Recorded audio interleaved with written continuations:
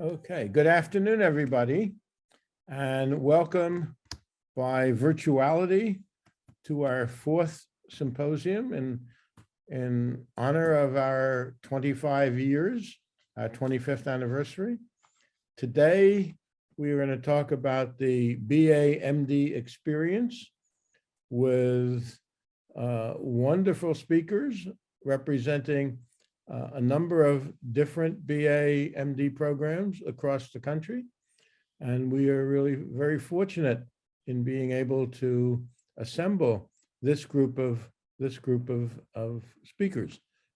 Let me start by acknowledging that these four symposium have required an enormous amount of dedication and work, and I couldn't possibly, in the time allotted to me, mention everybody's name. But I want to thank everyone in specific. I want to thank Dr. Cohn. I want to thank Dr. Ramirez. I want to thank Dr. Curry. I want to thank our administration, Dr. Amaritas, Dr. Barish, and Dr. Rosenblatt for the wonderful support that they have given us. I want to thank Mrs. Rodriguez, and I want to thank Erica Peterson, who is now Erica Mum. So you really have, and most of all, or as much as anyone else, I want to thank all of our students, because your participation and your dedication and your success are really what we're about. I am starting off today's symposium by talking about the BA-MD experience and setting the scene. So the agenda for the day is depicted on this slide, but also at the bottom is a collective diagram of a life in medicine or a life in education and medical education, starting with high school, college, medical school, residency, fellowship, your life as an attending physician or medical scientist, whatever grows out of your core education. And that's what we're about. And I want you to also think about the fact that this is a never-ending commitment on the part of both student and faculty and professional. And because it's never ending means that when you finish a course, that doesn't mean that you're finished understanding the content, or that the content doesn't keep changing. So that underlies essentially all that all of us are going to say. So after I set the agenda and describe comparatively briefly the Medical Scholars Program at the University of Illinois, Dr. Graposo will talk about the BA-MD experience at Brown. Dr. Valerie Ramiro-Leggett and Jaron Keys, doctors, will describe the BA-MD experience at the University of New Mexico. Dr. Brenda Rogers will talk about the BA-MD experience at the University of Missouri in Kansas City. And Dr. Artie Ditwania will talk about the nature of the program at Northwestern. And then I will moderate a panel discussion that will both entertain questions amongst the panel, but also questions from the audience. So that is today's agenda. I hope we will enjoy this as much as we've enjoyed the other three symposium. And this builds essentially on the other three symposia.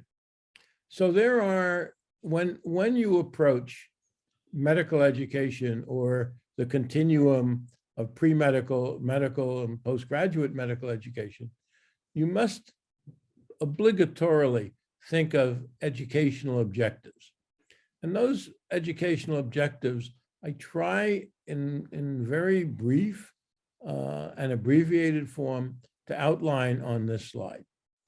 In terms of educating physicians, it is a lifelong commitment by both students and faculty and educators to the continuum of learning from undergraduate to postgraduate education and beyond. I tried to depict that in the previous slide. In terms of pre-medical education, we are facilitating the principles of a liberal arts education, at least in our program, in the context of social justice, the scope of medicine, and the evolution of the social contract. And in terms of medical education, we want to understand and implement the principles of medicine in the context of the patient, the profession, the academy, and society. These are all very important principles to think about, and they demand continual thought and continual revision. Now, in terms of pre-medical education, there are a number of questions that we all should be asking. I developed these questions in my role for a number of years as chairing the subcommittee for educational goals of the BAMD affiliate group of the AAMC. So what we really need to think about all the time are what are the educational outcomes that a BAMD education hopes to achieve? Do they differ from the more classical pre-medical medical sequential program? What are good predictors of success for students in the BAMD program at entry? And by the way, most important, how do we define success? In terms of medical education, a number of points.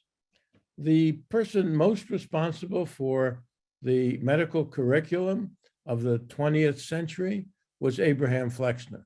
And Flexner defined the continuum between pre-medical, medical, and postgraduate education as necessary to produce educated physicians.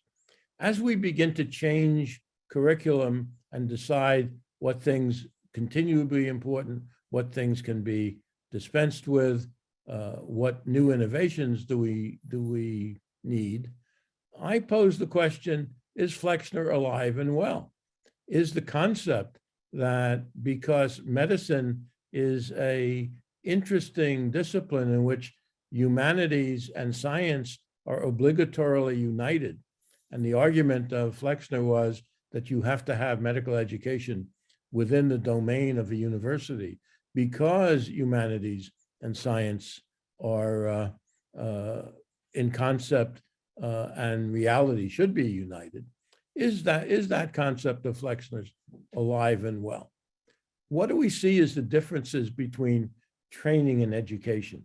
At times we talk about training or educating the competent physician.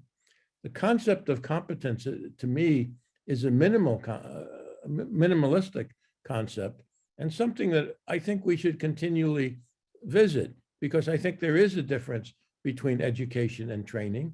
And I would like to think that the BAMD programs, traditionally and non-traditionally across the country, are interested as a fundamental basis in education. And then we come to the dilemmas of the day, the dilemmas that were spoken about in our first symposium called Medicine and the Social Contract by Dr. Ken Ludmera, Dr. Jordan Cohen, and Dr. Grapuso. How do we, no, I'm sorry, Dr. Grapuso was in the second symposium, but he spoke to this as well. How do we educate about the social contract and its role in a democratic society? How do we deal with medicine and healthcare? And does our education help to influence student decision-making, student judgment? And then we have continuing issues, the role of the MCAT, for example, in student admissions, in determining student proficiency, in setting the undergraduate curriculum. The MCAT is an interesting exam because what it really tries to do is to integrate knowledge across disciplines. We require our students to take the MCAT. They essentially all do very well, but we require them to do that because the process, in our view, the process of studying for the MCAT makes you obligatorily begin to integrate the knowledge that you got in chemistry, the knowledge that you got in biology, the knowledge that you got in physics, and to begin to understand, although rarely mentioned, that science in the early part of the 20th century, the mother science to medicine was anatomy, because you could approach form and function. As we began to learn more about the molecules of life, biochemistry replaced anatomy as the mother science. Interestingly, the major thrust for biochemistry up until about 1950 was understanding energy. And in fact, energy and the concepts in chemistry and physics of thermodynamics and atomic energy, for example, were the leading exciting promoters of the early science, of the science of the first half of the 20th century. Once cybernetics and information became more dominant, and you had the cybernetics revolution started by Norbert Wiener, and we learned the structure of DNA, that DNA was the genetic material and equipped by molecular design to be the genetic material. Suddenly, information content became a much more dominant driver of understanding. And now you could make a very good argument that the mother science of medical science and medicine, and the science that really is promoting the mantra of the NIH, from discovery to hope, from discovery, not to hope, from discovery to practice, is genetics and genomics, because we've understood how important information content and information retrieval is to life and therapy and medicine. And then we have a continuing issue or issues of finding of advisors for BA/MD education, both at the level of undergraduate advisors and at the level of medical school and thereafter. We like to think that our advisors over a period of time become mentors and patrons for our students. And finally, the question that goes back to William Osler and was revisited, as Dr. Curry told us, was revisited in the 1950s by C.P. Snow. How can and should undergraduate education promote humanities and medical humanities? So these are issues that underlie essentially most of what we have to talk about today. So there are characteristics for all BA/MD programs, essentially for all educational programs, and I just want to summarize them. All programs need to have a mission. They need to have expectations. They need to have some kind of curriculum that helps to explore those expectations. We need to be aware of outcomes. And in several different instances, each program has a uniqueness that's dictated by the mission of the program and the mission of the institution that the program is part of. And I suspect or expect that all of our speakers will deal with these characteristics and how they are similar and differ for each specific program. Finally, I want to spend the last several minutes talking specifically about our program, which evolved 25 years ago. The initial raison d'etre for our program basically was something that was much different from the way it has evolved. The initial raison d'etre was to bring better students to the University of Illinois, and the chancellor at the time, David Brodsky, suggested that we had a carrot. We could offer very good students a guaranteed place in our medical school upon their graduation from high school. And this was aimed to be a very important recruiting tool. And it did succeed as a recruiting tool. But in the early days, the first 3 years or so, we paid very little attention to the content of the program. And it was only about the turn of the century, 2000, that we got involved with that. And I had as a responsibility, essentially designing the new curriculum and developing a mission statement that would reflect what we were about other than recruiting. So the mission statement that we ultimately put forth is in this slide. The GPPA Medical Scholars Program facilitates an excellent liberal arts and engineering undergraduate education enriched by special College of Medicine programs focused on the profession and scope of medicine and healthcare in the context of social justice and the social contract and its fundamental relation to the profession of medicine, to a talented group of students with demonstrated interest in medicine. So that's a real mouthful, but I think we can assert that over the total 25 years of the program, we have tried very hard to fulfill this specific mission. So in the slide I showed you just before this, I talked about the generics for all programs. Here are our expectations. We strive, we have a mantra that started out in a town hall where students were asking about what is it that we're after.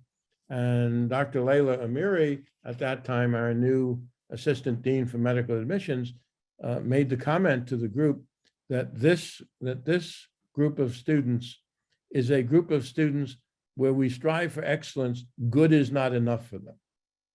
And that really captured us. So we made that part of our motto, if you will, with the thinker as our mascot. The other part of the motto was, it's always been, since I got involved with this about 20 years ago, it was my aim to build a learning community. When I was head of our Department of Biochemistry and Molecular Genetics, so too was my aim to build a learning community of interactive scholars. So that's an underlying theme for us. And this year, one of our first-year students made the comment when we were talking about striving for excellence, made the comment that said, Dr. Chambers, we're really a restless intellectual community. So we've added that. And our motto is now that we are a restless intellectual learning community that strives for excellence, for whom good is not enough. So what does that all mean? Well, we want our students to become critical thinkers, and we try to educate them more in a Socratic way of asking questions rather than giving answers, and talking about big questions, many of which have no answers. And we want them to become critical thinkers. That's a much overused term because we ask them to be critical thinkers, but we don't suggest that it is important to determine what you should think about. So the other side of that question or of that statement, becoming a critical thinker, is determining what's important to think about. And of course, in the context and future context of medicine, we want them to acquire the basic knowledge and understanding of sciences, disciplines, and concepts central to the pursuit of a medical education and a professional life in medicine.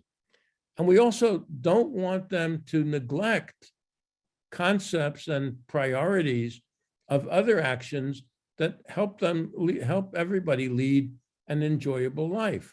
Literature, music, art, athletics, theater, etc. All of those things you don't need to give up because you're a dedicated physician, and you need to really know that. And finally, most important, you really need to become a socially responsible, active, and participatory leader in society. After all, in the last approximation, the major advocate for the patient is the physician. So those are our expectations and competencies. So how do we do this?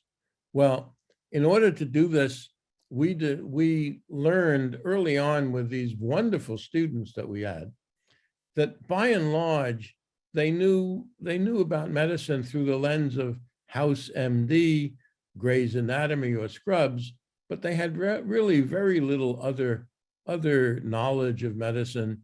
They, for the most part, didn't read, and this was, in a way, unacceptable to us. So we put together an undergraduate obligatory core curriculum of 4 courses that really responded to the question, what should a pre-medical student know about medicine so as to make an informed judgment about the career that they were entering for the rest of their lives? And we put together this core curriculum of 4 courses: the scope of medicine, the evolution of medicine, health policy and society, and the art and science of medicine. The scope of medicine covers the nature of what is an educated person, how does a liberal arts education promote that concept, how does medicine, medical sciences, and the body of knowledge and the organization of medicine relate to that, what are the traits we want of a physician, what are the responsibilities of a professional, what are oaths like, how do you enforce a profession? That then gives way to the course on evolution of medicine that we initially called the history of medicine, and found that to a large measure, our students were not enthusiastic about history because they were taught history in high school as dates and names, and that didn't make them really enthusiastic in terms of understanding the changes in society or what society is about. So we changed the name of the course to the evolution of medicine. And the overall question that we ask for almost every era is, what could a physician do for a patient?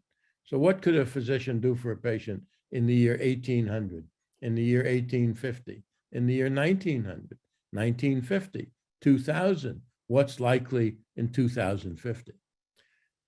And then we also felt that if you're going to be a participatory member of your society, you ought to understand in more depth what the social contract is, what is government of the people, by the people, and for the people. How can you communicate on behalf of your patient? So ultimately, the functional question that one can ask in the health policy and society course is, how did the Affordable Care Act come to be? How does medicine and medical care in this country relate to the social contract and to the concept that health in our democratic society is a right and not a privilege? And finally, the issue of from discovery to health, the mantra of the NIH, really bespeaks the course in the art and science of medicine, which comes from a statement by William Osler that medicine is an art based on science. How do you develop discovery into clinical utility?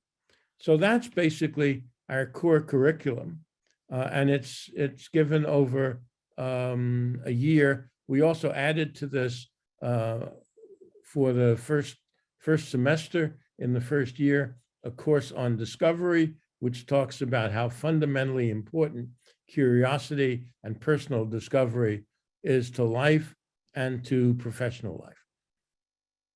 So can I, in one slide, or the question I had and the issue that I had for this particular presentation was, in one slide, could I summarize the essentials of what we want our students to be thinking about by the time they reach the end of their undergraduate experience and are on to go to medical school? So this slide I have put together entitled "The Scope of Medicine." And what I've been talking about is the issue of the core education, that education from high school through university, then starting with medical school. And there are a number of traits that the profession has decided really underlie what we want in a physician. They include duty, altruism, skill, knowledge, compassion, integrity, and trust. Through the 4 core courses, students read extensively and read in terms of the concepts that Rita Sharon has put forth in narrative medicine, stories that illustrate duty, altruism, skill, knowledge, compassion, integrity, and trust. And we make the point that all of those traits get focused on the essential trait for a physician and for the physician's experience, either as a scientist or as a clinician, and that is judgment. And those characteristics become fundamental columns in terms of the issue of professionalism, and professionalism interacts with the concept of the social contract. And then all of that gets put together in the concept of the axioms of medicine and how medicine obligatorily promotes and restores the concept of homeostasis, which really represents the equilibrium between health and sickness. So we've put together the concept of the axioms of medicine in terms of 4: do no harm, alleviate suffering. Medicine is an uncertain discipline, now becoming more certain because we are able to understand specifically the genome of specific people, specific patients, the specific population, and therefore the uniqueness, the biological uniqueness of the individual genome is becoming much closer to understanding. But finally, homeostasis represents equilibrium states reflective of health and disease. And you can make the proposition that most medical therapy, if not all medical therapy, tries to restore a permutated equilibrium state characteristic of disease back to that of health. So this scope of medicine slide really underlies not only our core curriculum, but our overall aim for the entire program. So we have 2 other issues to talk about then. And in achieving this, the admissions process, how do we identify talented people, and what are our outcomes like? So this is an overall slide that really is true for most years, if not all years. All of our students have to be residents of the state of Illinois, so they're all in state. We get approximately 700 applications in the first round. That gets screened down to 400. The second round is more intensive screening, and we end up actually, now it's a little more. This year we ended up with 153 students who 3 of us interviewed with half-hour interviews over a 2-week period. And that was a lot of work. And after the interviews, it turns out this year we gave 57 admits. We don't know what our yield will be because students won't be notified until March 1st. Our yield varies between 2/3 and as high as 80%. And we end up with a class usually between 35 and 40. So what about outcomes? Well, we met the initial objective for our total program, looking at the 1,000 physicians we have, or close to 1,000 physicians that we've graduated. 100% of them graduate from the undergraduate portion of the program, 50% in 3 years. They all do very well, as demonstrated that 55% of them get elected to Phi Beta Kappa. If you look at grade point averages, 50% of them graduate with a 4.0 grade point average. I'm not so keen on that figure because the group tends to be risk averse and they're very smart. The average ACT of the entering class for the last several years has been 35 out of 36, so you wouldn't expect these students not to do well. 98% of them go to medical school. I myself think that that's too high a number, because if you look at the most selective schools in America, namely the Ivy League, you find that roughly 70% of those who initially identified themselves as pre-med go on to medical school. And that's not because they did poorly academically, but rather because they decided that there were other ways that attracted them. But we have this 98% figure. 80% of them go to the University of Illinois College of Medicine. The other 20% go to very well, excellent medical schools across the country.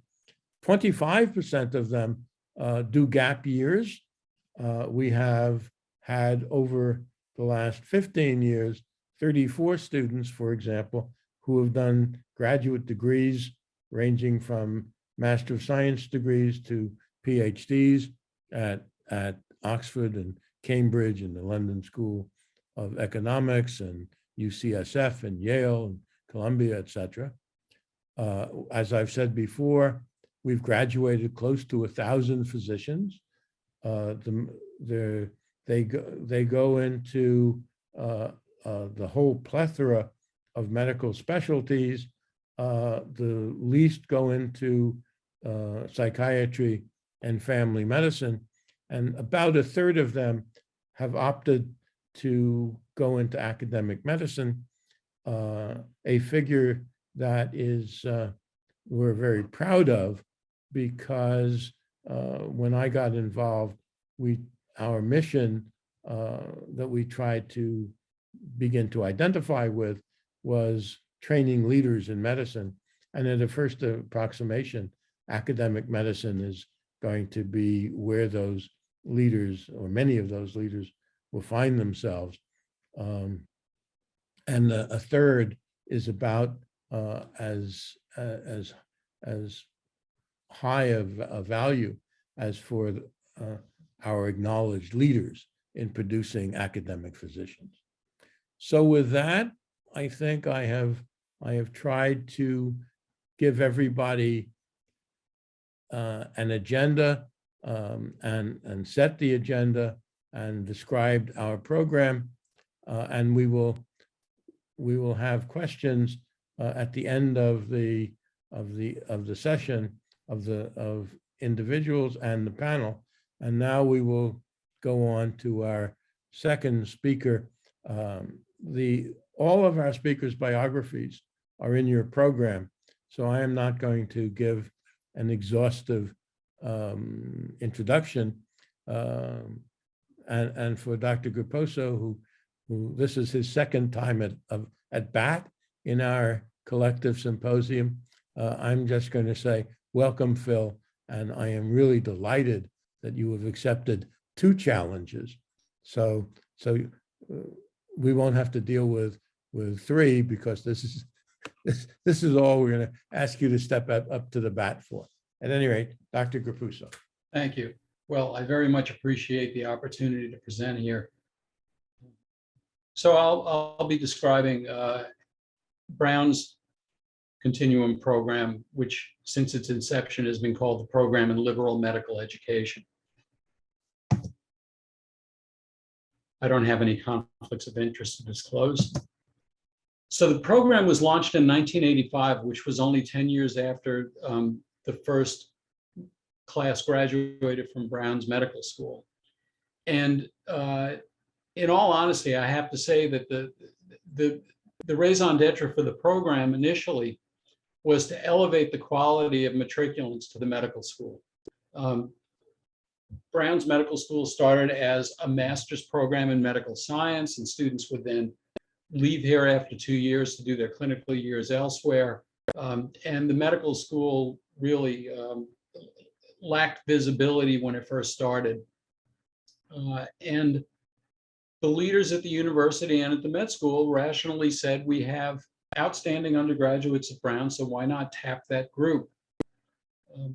The program has continued to be a major admissions route to what is now Alpert Medical School. And even with the growth of the medical school to nearly 150 matriculants a year, the program is still accounting for more than a third of those matriculants. Students are pre-admitted to the med school when they are accepted as undergraduate freshmen. The program is highly competitive. The students have to first be deemed suitable for admission to Brown, and I'm sure many of you know that Brown has been considered a, quote, hot undergraduate institution for some time. So getting into Brown alone is very competitive. The subsequent process internal to the PLME really doesn't focus very much on academics, because the students, in order to gain admission to Brown, have already demonstrated their academic prowess. It really is more focused on a clear indication to a commitment in medicine and other qualities that Don alluded to in his discussion of the mission of these programs. Most recently, 2021, we went from 3,500 applicants down to 82 offers of admission. And we anticipate that that will result in our matriculating 50 to 60 students.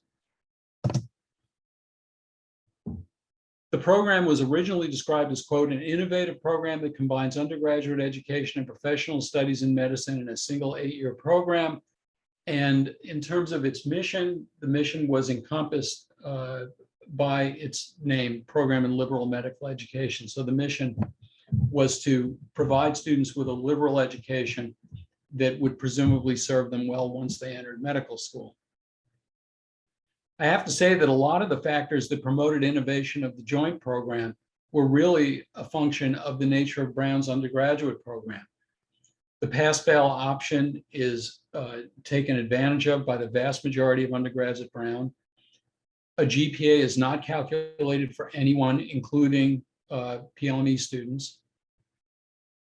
The students don't have majors, they have what are referred to as concentrations, and those tend to be very flexible. There's a strong mentoring component to becoming a concentrator, and advisors are encouraged to innovate wherever they can in developing a student's focus. The pre-admission means, among other things, that the MCAT is not required. And students basically do not take the MCAT. If a student, currently, this is a policy that changed since 2013 when I ended my tenure as Associate Dean. If a student chooses to apply to medical schools outside of Brown, they actually depart from the joint program. They can apply to Brown along with applying to other medical schools, but their pre-admission to the medical school at Brown is relinquished if they apply to other med schools.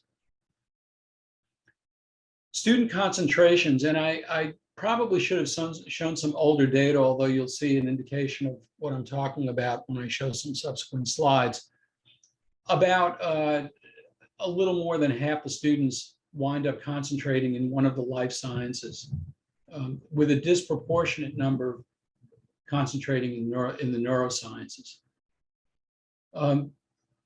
Small number concentrate in the physical sciences, more in the social sciences, and the number concentrating in the humanities and arts has actually declined in the last 15 years.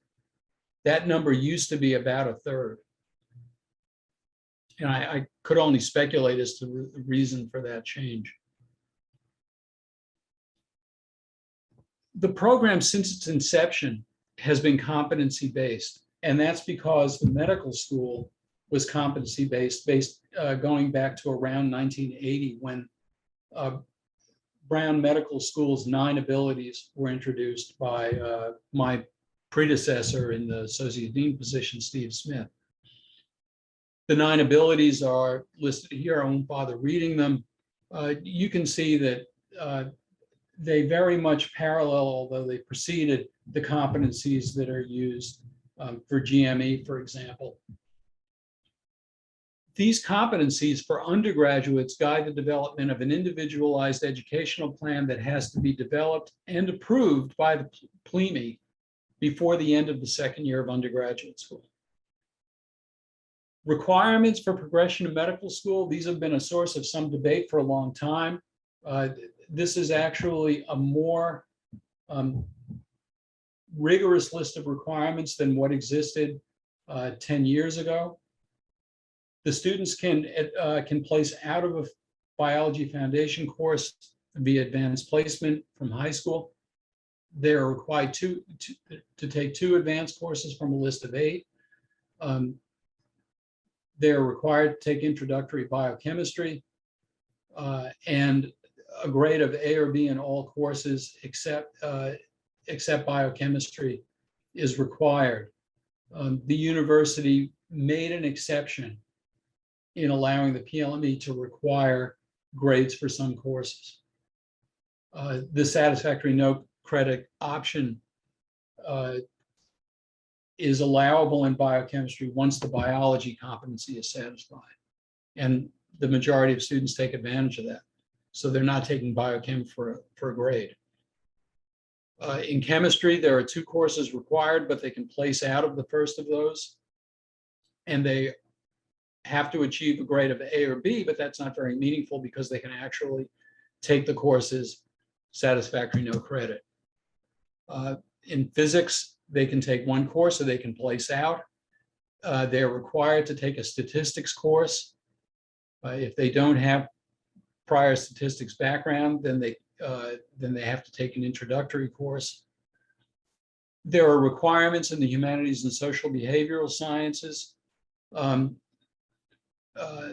The behavioral science course list includes a number that are, quote, highly encouraged. It's actually difficult for a student to have an approved educational plan that does not include a behavioral science course. Also highly encouraged, and this is development just in the last 4 or 5 years, are courses defined as such that address race, gender, and issues of inequity. Progression to the medical school includes a requirement for the PLME senior seminar. This capstone course is in the fall semester of the senior year. It combines didactic and small group instruction. The faculty are almost all physicians, and there is a strong focus on diversity and inclusion. That's, again, is something that's developed just over the last several years. They have to fulfill the college's writing requirements, and they have to be in good academic standing. So again, no MCATs, no GPA requirement. They're held to the same standards of professionalism as undergraduates as they will be as medical students. So those components of professionalism include honesty, health, zero tolerance for criminal activity, and the absence of any inappropriate use of social media. When violations occur, these are actually addressed by the medical school's academic standing and promotions committee. So the same committee that addresses these issues for medical students addresses the issues for undergraduate students. Students can separately be held accountable for violations to Brown's undergraduate code, in which case they can come before a hearing in the office of the dean of the college. But there is a separate process that's run by the medical school for students who violate the academic code or commit breaches of professionalism. Paul George, former Associate Dean of Medicine, and Ellie Adachi and I published a paper in 2016, so these data are a little old, in which we examined students who had come to the medical school via the PLME, or at the time what was a relatively new traditional pre-med group. So the subjects were members of the MD classes of 2010 to 2015, Students at that time accounted for 55% of the matriculants for all those classes. 88% of the PLME undergrad matriculants had entered after medical school. The PLME cohort, it turned out, was more diverse than the traditional pre-med group, 21% from traditionally underrepresented groups versus only 12% for the traditional pre-med cohort. Students in PLME were significantly less likely to major in a STEM field, fewer than half versus 68% for the pre-med students. This graph shows the number of science courses taken by PLME undergraduates versus standard pre-med matriculants. And you can see a relatively small difference in number of biology courses, only half as many chemistry courses. That mean for physics is actually less than 1, and the mean for a required mathematics course is less than 1. The total winds up being about half as many science courses, including mathematics, as for the among the PLME students as for the traditional pre-med student. Looking at exam performance, you can see that the students coming through the traditional pre-med group do indeed outperform, I don't have more recent data, but did outperform PLME students on the examinations administered in years 1 and 2, USMLE step 1, the average shelf exam scores in years 3 and 4, and the USMLE step 2 CK scores. Our interpretation of this was that students coming through the traditional pre-med route were being selected for excellent performance on standardized examinations because of the MCAT. I guess that represents a hypothesis that is not really testable under current circumstances. Here's the relationship between undergrad science courses taken and exam performance. You can see a weak relationship between the number of pre-med science courses and average year one examination scores. Again, a weak relationship between the number of science courses and USMLE step 1 score. There is no relationship between number of science courses and the shelf exam scores or the USMLE step 2 CK score. We looked at competitiveness of the residencies attained as measured by the mean step 1 score for each discipline. And again, there was a weak relationship between the number of pre-med science courses taken and this surrogate for the competitiveness of the specific disciplines that students entered after medical school. Residency placement was actually very similar for the two groups. There were similar rates of entry into primary care, and there were no differences in residency competitiveness based on the step 1 scores, but also based on individual programs. Since residency programs aren't ranked, we had to use US News ranking for the medical schools with which those residency programs were affiliated. And I know that that is a flawed approach, but it was the only one we had available to us. So our conclusions from those data were that students coming through the PLME were equally qualified to traditional pre-med students to succeed in medical school.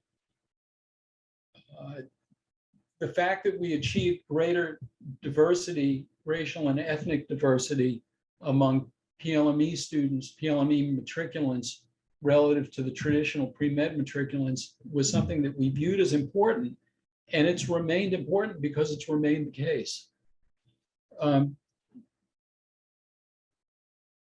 Our data indicate that the PLME has fulfilled its goal of training physicians while adhering to high standards for professionalism and competency, and that's based on the curricular structure and the nature of the program, really.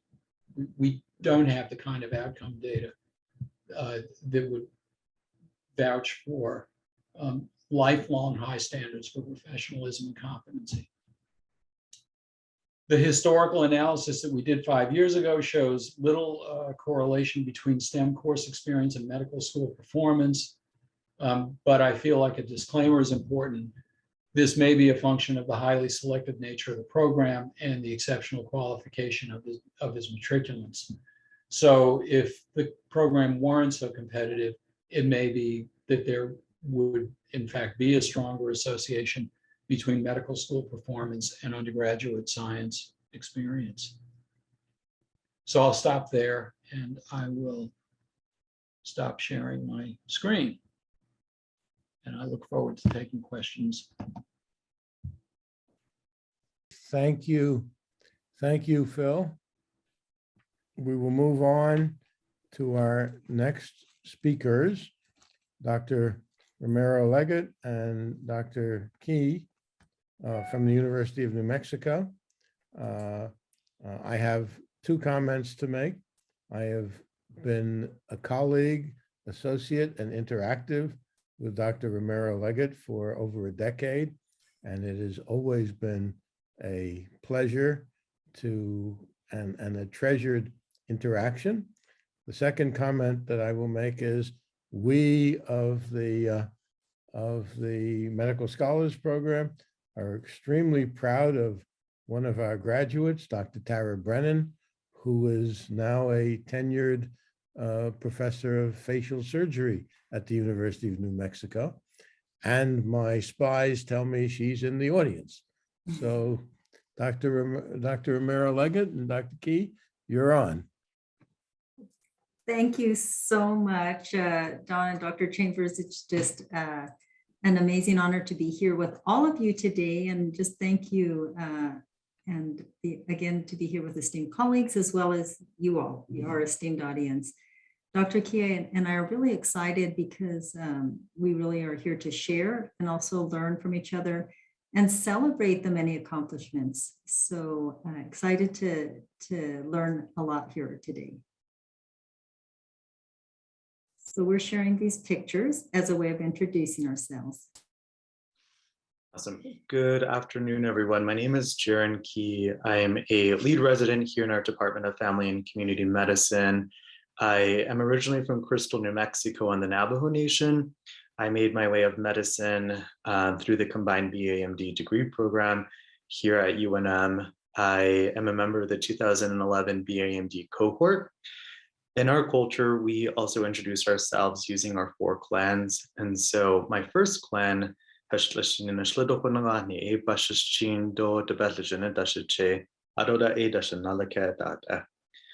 I'm very thankful and privileged to be with you all and excited to share something near and dear to my heart. Thank you so much, Dr. Key. I am a proud first-generation college student, native New Mexican Hispana with strong roots in my cultural heritage. My mom and dad are from northern New Mexico. They graduated from high school, they went into the workforce, got married, and then had 5 of us kids over the next 7.5 years. And you'll only notice maybe 4 of us here, of us kids, because my mom was pregnant with the 5th one of us at that time in this picture. But both my parents worked really hard to make ends meet, and they instilled in us the values of hard work, education, being good to each other and others, and always doing our best at whatever we tried. And all of this has translated into the work that I do and that I love in creating pipeline and pathway programs like our BA/MD program. As we begin, we'd like to share some information about New Mexico to set the stage for just how critically important the BA/MD program is to the youth, the people, the communities of New Mexico. And we also want to acknowledge and know how critically important our diverse BA/MD and all our students are for enriching the educational and health professional environments. So New Mexico is the 5th largest state in the nation geographically, but 36th largest state by population. So we have a little over 2 million people in an area about 2.5 times the size of New York State. And we are one of the most rural, as you can see here, and frontier states in the country with 16.2 people per square mile. And as such, our populations face many barriers to accessing healthcare, including fewer healthcare providers in our rural communities. And when we look at social determinants of health in New Mexico, we are at extremely high risk for poor health and economic outcomes. We know poverty is the single largest determinant of health. And you can see here what the median household income is. And nearly 17% of our population and 25% of New Mexico children live at or below the federal poverty level. And poverty rates are higher for our underrepresented minority populations as well. In this slide, you can see that New Mexico's healthcare shortages, you can imagine, are amongst the highest in the country because 32 of our 33 counties are classified health profession shortage areas, where only 23% of the need for primary care is being met, and 31% of the population live in medically underserved areas.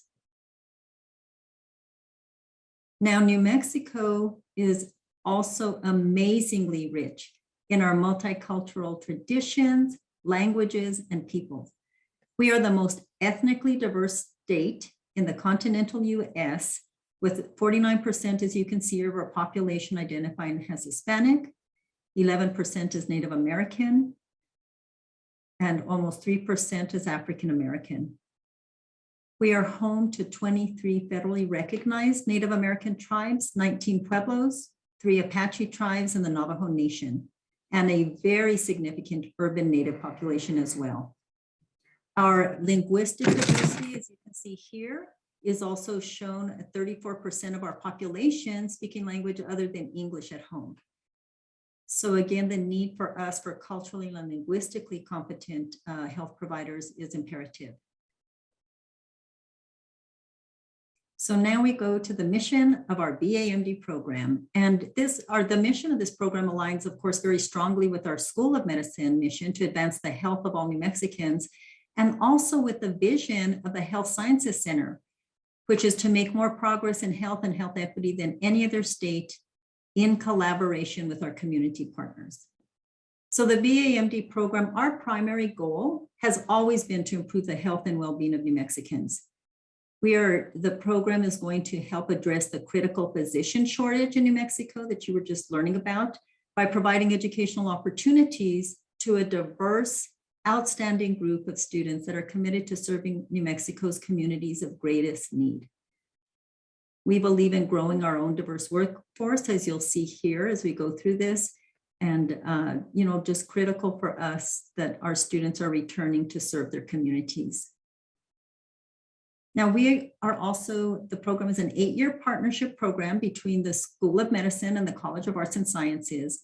And we expanded our medical school class from 75 students to 103. And we are committed to admitting a broadly diverse class of 28 New Mexico high school seniors, again, committed to serving New Mexico's communities of greater need. And of course, they have a reserved seat in our UNM School of Medicine. Something wonderful for all of us is that this program is 100% funded by our legislature. So Dr. Roth and I, who was our dean at the time and the EVP for the Health Sciences Center, went up to the legislature 8 years in a row to get the funding for each year of the program. And the funds that we have are divided really roughly into 2 equal portions. So the undergraduate, we give direct scholarships to our students, and half of the money there, and then half is for faculty, staff, and administrative costs. And then in the School of Medicine, those costs, 100% of those costs are for the expansion of the 28 students into the medical school campus. Now, this is really critical to us because when we were planning our program, which our first cohort came in 2006, so we were planning, a couple years before, we really looked at the literature and searched for us and for our mission, what were the predictors of rural practice? How would we know that people are going to go back and practice in rural communities? So if you come from a rural community, you're more likely to go back and practice there. If you're an underrepresented minority, you are 5 times more likely than your non-minority peers to serve communities of color and underrepresented communities. If you train in rural underserved areas and you graduate from primary care training programs, again, are predictors of you will go back and serve those communities of need.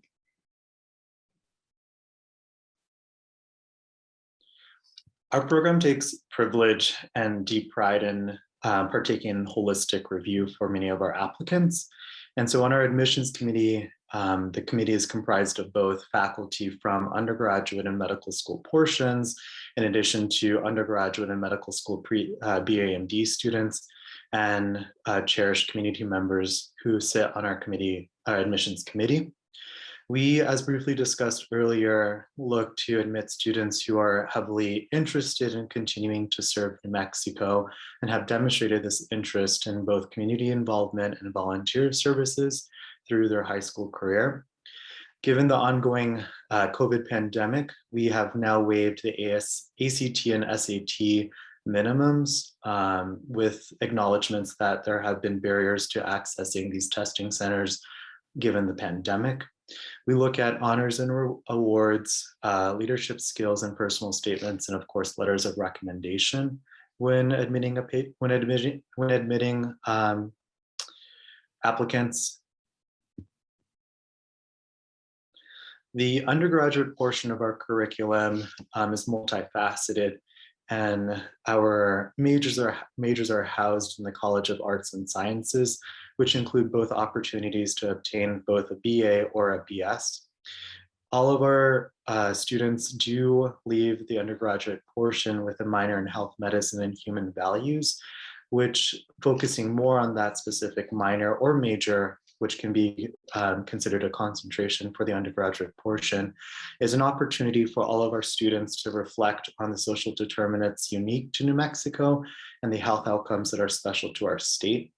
These, what this looks like on the undergraduate portion are health seminars, primarily focused on economics of New Mexico, specifically related to health, social determinants like I talked about, and then going out into our community, which is, I think, a highlight of our undergraduate experience, which I'll talk about later. The undergraduate experience is important for many of our students, and the program offers a number of support services. I think the most important thing, given that we're recruiting students from across remote parts of New Mexico and acknowledging the fact that many of our students are considered disadvantaged, include scholarship and financial aid packages while they're undergoing the undergraduate portion, in addition to housing specifically on campus for the first and second years during their time in undergrad. In addition, we allow and encourage students to return back to their rural home communities to partake in something that we call summer practicum, which I'll talk about next.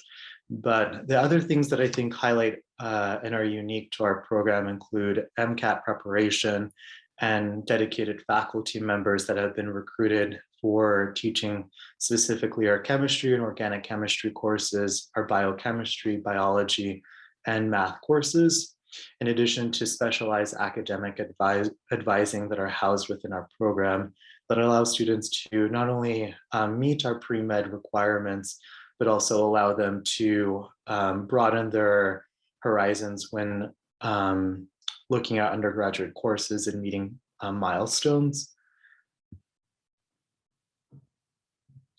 An important part of the undergraduate experience is summer practicum. Like briefly mentioned earlier, this is an opportunity between your first and second year while in undergrad to venture to one of our pre-selected sites throughout New Mexico, spend your entire summer there. It's a two-pronged approach, one of which is to gain shadowing experience in a local healthcare center.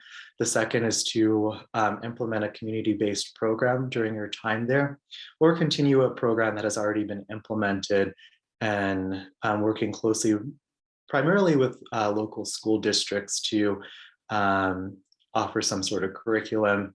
During my time in undergrad, I went back to Rehoboth and Gallup, New Mexico, which is a borderline community next to my reservation and serves primarily both Zuni and Navajo people. We worked at the local Indian Health Service clinic there, in addition to the Rehoboth McKinley County Hospital. And then for the summer portion, we worked closely with Rehoboth schools during their summer programs to implement an anatomy-based curriculum.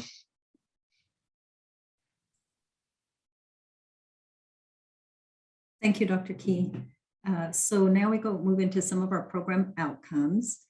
So as I mentioned, we began the program in 2006 was our first cohort. So we've had 16 cohorts enrolled in the program, 12 of which have matriculated to the School of Medicine and 8 graduated from our School of Medicine, with 142 students having received their MD degree. So very excited about this, and especially because now we will, as we'll see through the rest of the slides, that we will have our students coming back to practice in New Mexico as well. So you heard in the beginning when we were talking about the determinants of primary care, who returns to your rural communities, those predictors of rural practice. So we see here that we have 2/3 of our students come from our rural New Mexico. And also here we put in, the gender, which we know that women are now the majority of our matriculants into School of Medicine, and the BMD program is no different in that way.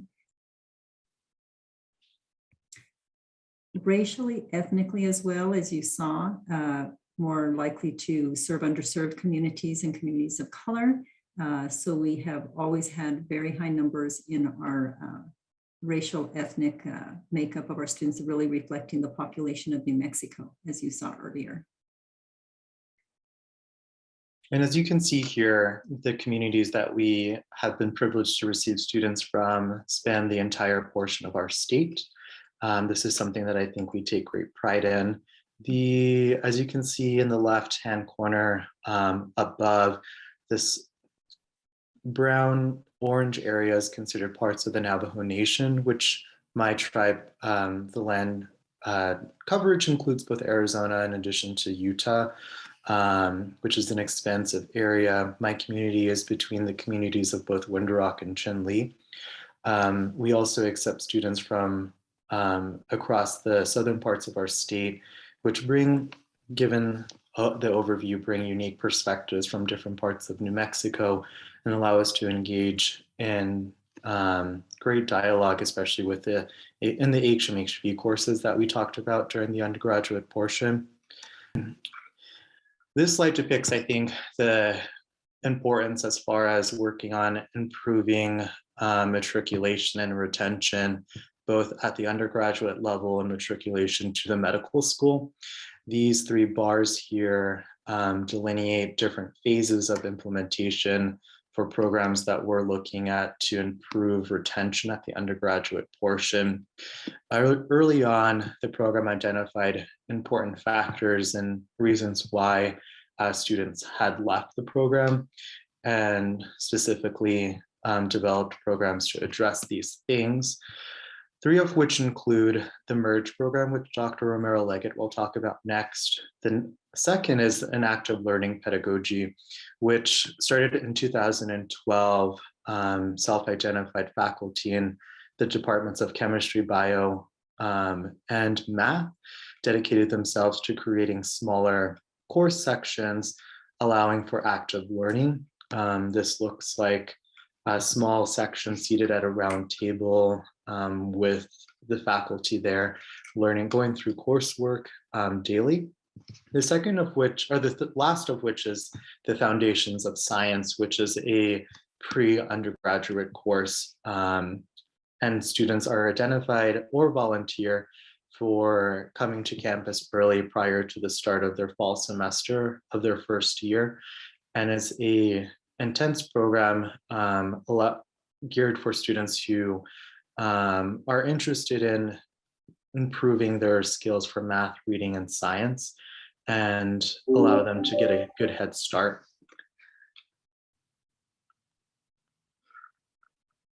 So I'll speak a little bit about the MERGE program, which Dr. Key mentioned before, and has had impact on the retention that you just saw there. So this program really is to maximize matriculation into the School of Medicine and ultimately increase the physicians that are serving our communities. So the students who are eligible for this, if this occurs at the end of sophomore year, and they are students who were on the BAMD waitlist, of course, didn't get into the BAMD program, but they chose UNM. They continue to do very well in their classes. They have to maintain, I believe it's a 3.5 GPA, and be in good standing, no breaches of professionalism, and have completed also the outline course sequence right at the time of application. So this is a program that we've utilized again to fill attrition through the other certain years of the program, again, to maximize matriculation to our School of Medicine. A very successful program, but many years that no merge positions were available. So they're only available if, again, we have less than our 28 students. So when we look at other outcomes here, what this is showing us here are all of our practicing BA/MD physicians, and we continue to reflect the racial ethnic demographics of the state with the majority here from our minority groups underrepresented in medicine. And if you'll remember again back to those determinants of rural practice, you see here that 75% of our BMD practicing physicians are in primary care specialties. And remember that we only have 23% of the need for primary care is currently being met, right? So huge need for us here in New Mexico. So very excited about this. Dr. Vallejos is an author of a program along with myself and Dr. Saif and Dr. Shane that looked at, because you'll see here the high numbers here for family medicine. And this paper showed that our UNM BA/MD students match into family medicine at nearly twice the rate of traditional medical students. So we're very thrilled about this as well and excited for what that means for the healthcare needs of New Mexico. So currently, this is taken from our 2021 School of Medicine location report, where actually I still continue to get these as a graduate of the School of Medicine. They send out a questionnaire every year asking where we are, where we're practicing, a few questions, and then there's this excellent location report. So this is great because what it shows us, if you compare our two figures here, 33% of the BA/MD students who graduated from our medical school are currently practicing in the state compared to 22% of the traditional MD students. And then if you look at students who graduated from our medical school and residency program, 73% of our BA/MD students are practicing in the state compared to the 54% of the traditional MD students. So again, showing that our students most certainly are helping us meet this mission and currently practicing and coming back to help the state of New Mexico. So this one just gives you a visual of the 49 practicing physicians that we currently have. 69% of those are practicing in New Mexico. And you can see here where they are in New Mexico. You notice that many are in the Albuquerque area. We have huge needs and huge pockets of underserved in Albuquerque and our surrounding areas. And a few of these as well are also faculty academicians here at the university. So we're really excited about that. 31% are practicing in their hometowns. And again, those high numbers that we know are practicing in primary care specialties. And so I hope the information Dr. Romero-Leggett and I have shared with you this afternoon really reflects the mantra that our program, I think, has been built on, which is serving New Mexico one physician at a time. I am very privileged to have gone through this program, and I'm very fortunate to continue to work alongside faculty and colleagues who have gone through this program as well. As a testament to, I think, the program and its mission, hopefully I'll be joining faculty here in our department and working closely with the Indian Health Service to continue to provide care and training to Native populations here in our community. Thank you so much, Dr. Key. And I don't know, I hope many of you can see here, this Dr. Key here in his very young time as a young BA/MD student. And I forgot, but to mention this in the beginning, but when you all have the PowerPoint later to look at, one of the first pictures there, and I think it's in slide 1 or 2, slide 2 is of our first cohort, our 2006 cohort, because I thought you all would enjoy seeing that picture. Again, we're so thrilled and very hopeful that Dr. Key will be joining us as he continues to meet the needs of the state. As we heard Dr. Chambers as he was introducing today's event and everything, we know that it does take a village and so many people who help us come to this point and put on these amazing presentations. And so really want to acknowledge our amazing BAMD team and Ali Joseph, my quite outstanding executive administrator in their help for us in preparing this for you today. And then our emails are here. If you need to reach out to us for any reason, we would love to hear from you. Thank you for your time with us and a beautiful picture of our Sandia Mountains here in Albuquerque. And I would also just like to mention, if you all have questions now, because we'll end our program now, Dr. Key has to go on night shift here, so he won't be here at the end when we have some time for questions and answers.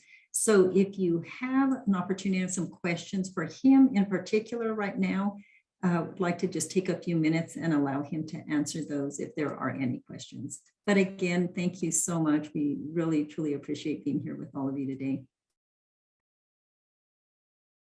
Thank you both for this wonderful presentation that, among other things, gives us lots of information, lots of things to talk about, but also demonstrates how important it is to define mission. And unequivocally, it is something that you both should be proud of, because it is absolutely, totally clear that you are meeting your mission. So those of you who have any questions for Dr. Key, this is your time. I think one just popped up, which the question is, are students who are enrolled in our BAMD program allowed to apply to other medical schools? And I think a similar program previously, so this program is a provisional seat to our School of Medicine here. If students are interested in applying to other medical schools, they would relinquish their provisional seat and then apply as a traditional medical student. And they would have to stay out a year before they were allowed to apply to another program, the way that it was approved through LCME. So that effectively says that 99 to 100% of your students who start opt to continue. Yes, and I mean, most definitely. And, you know, the students sign an agreement, you know, when they come in, but basically it's saying, and Dr. Key can speak to this more, that they understand the mission of this program and what the expectation is for them at the end, because of course we know, like, these are high school students, right? And of course along the way we have change of heart and other things that happen, but there are no, you know, in terms of like ties and handcuffs, in the sense of like, if you leave the program at a certain time, you're going to owe all this money back. Because as you could see here, we are, we all know the cost of higher education, and this program is so incredible, and those support services that Dr. Key shared with us, and that, they get the scholarships to pay for the education, for books and housing and things that these, a lot of our students would not have that opportunity. So I really truly believe that, again, as we're so diligent in looking at what those predictors were and creating a program where our students feel valued and welcomed. And I really feel like they truly will succeed and come into and always apply for our School of Medicine here. I was just going to ask Jaron if he had any other comments to that, or to add, as one of our students and graduates. Yeah, I think, the second question that's here is there an agreement for graduates to practice in New Mexico? And I think we could answer this with many of the students who come into this program realize and have lived the deficits in medicine that we had talked about in our presentation, and feel a strong commitment return back to New Mexico. A lot of my own colleagues who I graduated with are, of course, in primary care tracks or are doing subspecialties that they're heavily interested in, with plans to ultimately return back to Albuquerque or the greater New Mexico area. And I think this just speaks to the fact that many of us have lived here and would plan to make a difference for our communities. Thank you. Thank you. I'm intrigued because I like the concept that you've really promoted, and that is returning to community. How many of your students choose to do postgraduate training in other institutions and then come back to New Mexico, as opposed to spending their entire medical training career in New Mexico? That's an interesting comment. I don't know from the top of my head if Dr. Romero-Leggett has those statistics. I would say a little more abnormal the fact that I've been a lifetime Lobo here, doing undergraduate medical school and now training here. Many of the students who I know who went through the BAMD program have left after medical school education and are planning to come back after training. Yeah, and I don't have, that's a great question, Don. I don't have those numbers right here at this time. So I think for me, it's probably anecdotal, to think about that.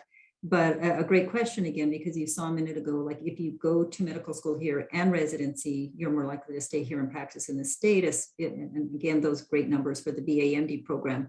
But we also know, again, like, yes, we have several of our students who go in other, because everybody cannot match into the residency here in New Mexico, even if, if they're not wanting to, if they're wanting to stay. But we do know that our students go all across the nation and across the world and are coming back because so many of those first cohorts did. So again, I think speaking back to what Dr. Key said a minute ago about, again, the students that come into this program care deeply and understand the needs in their communities, and they've lived that and know how important it is for them to fulfill the mission. Thank you. Thank you very much. Let us move on now to Dr. Brenda Rogers, who's going to tell us about UMKC and their program of half a century. Somehow, half a century, Brenda, sounds better or sounds more extensive than 51 years. Yes. Again, thank you so much for allowing me to engage with you all this evening. I'm certainly speaking with an esteemed group that I've had the privilege of knowing for quite some time. So it's my privilege to share information with you. I'm going to talk about a program that we have here at the University of Missouri, Kansas City that is different than the programs that have been described previously. So if you can just bear with me for a little bit. In the 1960s, some medical educators in the community proposed an idea to change the medical school experience to emphasize the humanities and the liberal arts while learning education and learning medicine. In working with the legislators and the community leaders, they opened a medical school building in Kansas City associated with the University of Missouri, Kansas City, and that building is still in existence. Over 50 years later, we have over 300 graduates from the program. So the foundation for this, the idea was that we would have a medical education that includes liberal arts that results in a well-rounded physician. The idea was to integrate the humanities into learning medicine, and by doing so, that would enhance the patient-physician relationship. The founders recognized the interprofessional collaboration was important for quality patient care, and therefore built the educational program with that as one of the core values. They also identified that learning communities are a novel way to achieve these education goals. So again, the school was founded on the idea of learning communities. And lastly, one of the goals was a commitment to improve the health of individuals in our community through innovative educational programs in medicine and biomedical science. Our hospital and medical school are located in an area that's underserved in the community and works with mostly indigent populations, aligning with its original mission. So our students also are admitted directly from high school, but they are directly admitted into medical school. So that first semester of college, they are actually medical students. They begin into an integrated baccalaureate medical school program that mixes the humanities and the liberal arts in their undergraduate coursework with medical school coursework starting in their very first semester. Students can complete this curriculum, which is year-round, in a minimum of 6 years, or they can extend further than that depending on their own needs or desires to have additional education. The majority of our students enter our program this way. So we accept somewhere between 105 and 115 students each year into this program. We do have a smaller cohort of students who begin in the final or complete the final 4 years of our program. And those students have completed an undergraduate degree elsewhere and matriculate into our school. Originally, that was developed as a way to offset attrition from the baccalaureate MD students. And what we've learned is that that's become a great way to increase diversity of experiences and diversity of demographics into our program. And so that cohort is actually expanded a bit. And currently we have 40 students join us a year. We also combine with the dental school, again, reassigning and reflecting upon that foundational value of interprofessional collaboration. So we partner with our dental school to have an oral surgery medical school track. And it's a very small component of our students, but those students are embedded within our other cohorts of students too. So I'm going to start talking about the building. And remember, I talked to you about the foundation. One of the foundational values was that learning communities and this interprofessional education become important values of the school. So the curriculum was kind of developed into 2 sections. There's the first 2 years, which focused heavily on the undergraduate portion of the degree. Again, some medical school coursework embedded in that. But mostly taking your typical undergraduate coursework. That flips a little bit in the years 3, 4, 5, and 6 when the predominance becomes upon the more medical school traditional coursework and a lot of clinical activities. Mentorship is we found to be an important component of this. So collaborating with our primary teaching hospital becomes a wealth of mentors that we utilize to engage with all of our students.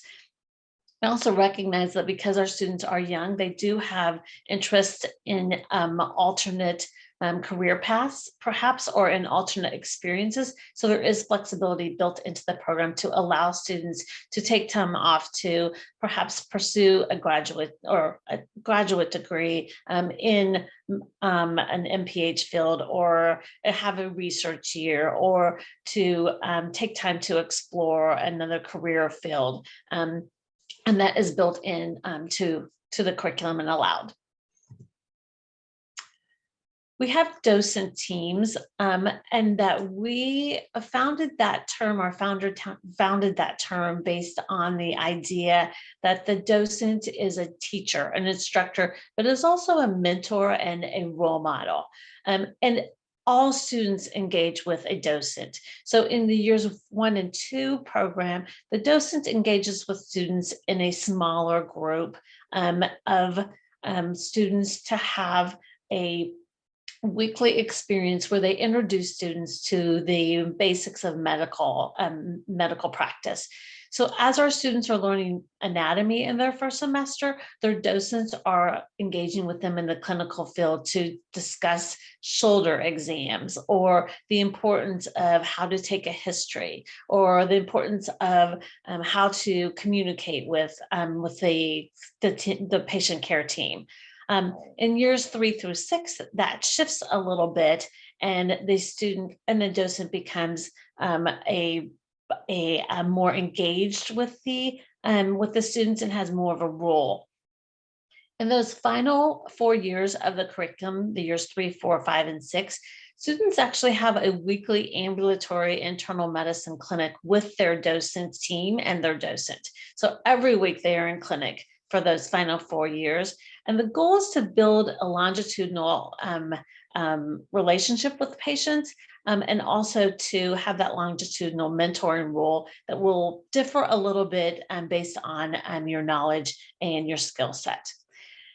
In the final 3 years of the curriculum, the docent also leads their team on an 8-week internal medicine hospital-based clerkship, and where they all engage with each other, again, recognizing that there are different learning capabilities and different learning goals for the students. The docent's part of a triad of student support, which also includes a staff academic advisor. And so twice yearly, the student, the advisor, and the docent meet to discuss student progression and provide mentorship. I will tell you that's a formality. Actually, a lot of guidance and discussions happen around those weekly ambulatory clinic sessions, or as questions arise, or as needs arise. And so every student is guaranteed one of those formal sessions twice a year, but they happen much more frequently than that. Important into the curriculum, into the idea of this innovation is the near peer teaching, and that's embedded into the docent team. So the year 1 docent team is a group of all year 1 students. In year 2, those same students extend into year 2. But in year 3, the students join a team that's comprised of years 3, 4, 5, and 6 students. The year 3 students are paired with a year 5 student, and that partnership lasts for 2 years. The year 5 student is responsible for introducing the junior student to the clinic session and teaching them in the clinic setting, and then working with them as they learn more skills and they fine-tune their clinical abilities, and working with them in engaging with their mentors, their docents, or the residents, or others who might be in clinic. When that senior student graduates, that junior student is now a year 5, and they are assigned a junior partner, so that near peer teaching continues. The student partners become foundational in not only helping learn and instruct each other in that clinical setting and on that internal medicine rotation, but that extends way beyond that to older students advising students of, here are some methods that I used for my biochemistry course that were very helpful to me. Or here are some questions that I'm going to ask you about pathology because I know you're in pathology course right now. Or the junior student asking, tell me what you're doing on the surgery clerkship because I'm interested in knowing about that. And so there's a lot of informational sharing that occurs within that relationship too. I talked about the building, and this is a very busy slide, and I apologize for that. But I want to explain to you that the building was constructed with the idea of these communities, these learning communities. So this is like I said, a very busy slide, but this is one floor of the medical school. And then within each color, because the docent teams have color, in each color, there are 4 docent units. So if we just look at this quadrant, what you can see is there's a central area. There's a larger office here where the faculty physician or the docent is housed. There's another office here which might comprise the academic advisor, or might be a clinical pharmacologist, or might be a clinical medical librarian, or somebody else who provides support to the team. And each of these little tiny lettered areas is a student office. So the students are all comprised together, they are all gathered together, they all have this physical environment of support to promote this learning community. And here's what it looks like. And every docent unit has a little bit of its own personality. So I have to tell you, I really struggled to find one that represented a kind of a professional appearance and without being too decorative. But you can see that these are the student offices that are around. The students get quite creative with them. They'll put up like little curtains and they'll decorate them. You can see that they decorate the unit, of course. And then this office back here is where the faculty is. So they're right there to have access to their faculty advisor quite frequently, and their academic advisor is close by also. I'm going to run through this real quickly, but this is an example of the curriculum. So the fall semester in year one, there's undergraduate courses, but they take a medical course too. Same thing happens in the spring semester. They have a hospital team experience at the end of year one. In year two, very similar to what they experienced in year one, with undergraduate coursework and a medical component that then transitions on into more emphasis in the medical clinical coursework. And then in years 3, again, there's some basic science coursework, but there's a lot more clinical work coming on. Same things happen in year 4. And then by the time we get to year 5, it's just the traditional year 3 of the curriculum, where they're doing a lot of required clinical clerkships and clinical research electives. And then in year 6, they complete a traditional, specialty elective focused final year. Because there is an emphasis of the liberal arts and that baccalaureate undergraduate degree, year 4, you will see that the students have to return for some semester, they have to return to a semester that's primarily undergraduate coursework focused to complete their undergraduate degree. And in years 5 or 6 somewhere, they are required to take a humanities course to emphasize the importance of that humanities and liberal arts education. All senior students have to take that humanities course, and there are multiple options available for students to choose from, but it's an integration of the arts and additional education to complement medicine. And so they can pick from what they want. And some of the students become, some of these courses become very liberal arts focused, and then some of them become more of a more practice and future consideration to what their future might look like. The academic advisors I mentioned are staff members, and they work with the docents in advising. We also have learning resource specialists for our students who can help with board preparation and academic specialists. We have a financial literacy, financial aid person who's available in the school to help the students. We have a wellness coordinator, and then we have career advising, of course, all staff that are available to assist the docents and the students to make sure that they have their needs for services. We have a docent council that meets monthly, and it's a committee to address educational endeavors and consistency among docent requirements and to address questions that they may have with each other. We have 34 docents, and as you can imagine, one of the beautiful parts of our program is that everyone teaches just a little bit differently, but we want some consistency for the students so that they have some consistency of expectations. So this is an opportunity where the docents meet monthly to share perspectives and to get ideas from each other about ways that they perhaps will engage with students. Interestingly, there are representatives from outside of the docents that are there, so people from curriculum to help collate their thoughts, and student affairs staff attend, and also students attend to share the student perspective so that they're engaged in their learning and can ask questions and listen and participate into the discussions too. Outcomes are important, and so I wanted to talk about that. I just pulled data from the last 5 years, but again, we have a lot of years to reflect back upon. Our match rate has been higher than the national average. Our students match into primary care predominantly, although we have a wide variety of match into a lot of different fields. And as anything you can imagine, they match into. This year, of course, we've already had the urology and the ophthalmology early match, and we have 5 students who have matched in those particular areas. And so it's a hodgepodge, and they go a lot of places. A lot of the students will stay within the Midwest. Most of them do. And about half of the class stays in the state of Missouri for the residency program too. So just to kind of summarize, this is an education that emphasizes the liberal arts and humanities. That was one of our foundational course, and that remains a priority. The interprofessional collaboration continues. It's expanded to service learning endeavors. Our student-run free health clinic partners with students from nursing, dental, and pharmacy students to participate in the clinic also.